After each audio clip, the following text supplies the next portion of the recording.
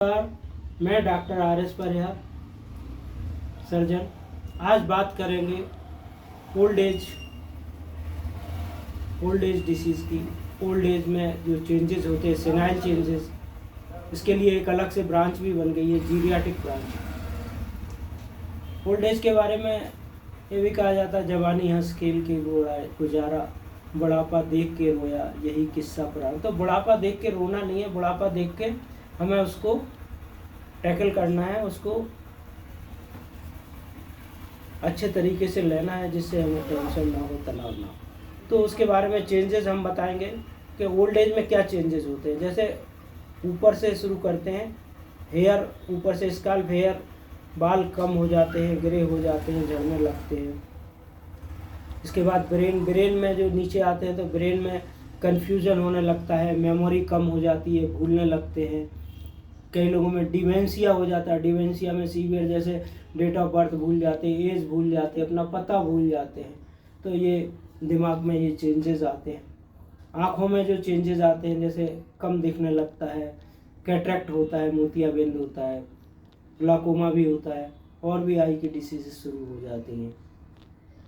आई से जब नीचे आते हैं तो और दूसरी डिसीज़ेज हमारी शुरू हो जाती हैं। जैसे फेफड़े में इलास्टिक रिकॉइल है वह कम काम करती है या सख्त हो जाती है।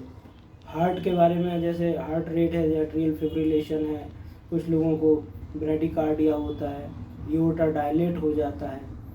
और इसके अलावा कुछ लोगों में पोस्चुरल हाइपोटेंशन भी होता है इस उम्र में।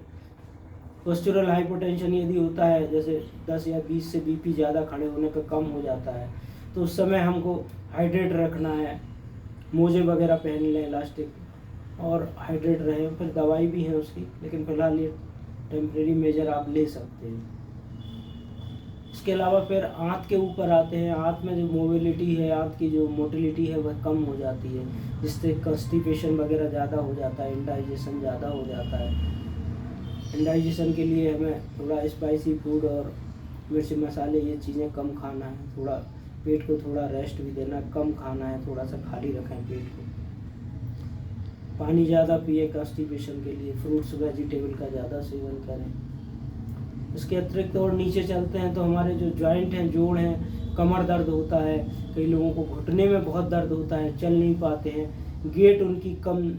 गेट जो है, चलने का तरीका है, वह बदल जाता है। जोड़ों में हमेशा दर्द बना रहता है।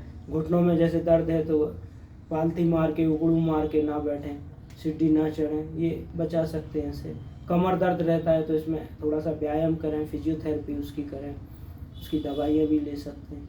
तो ये हमारे चेंजेस जो आते हैं ओल्ड एज में, सेनाइल चेंजेस में शुरू हो जाते हैं।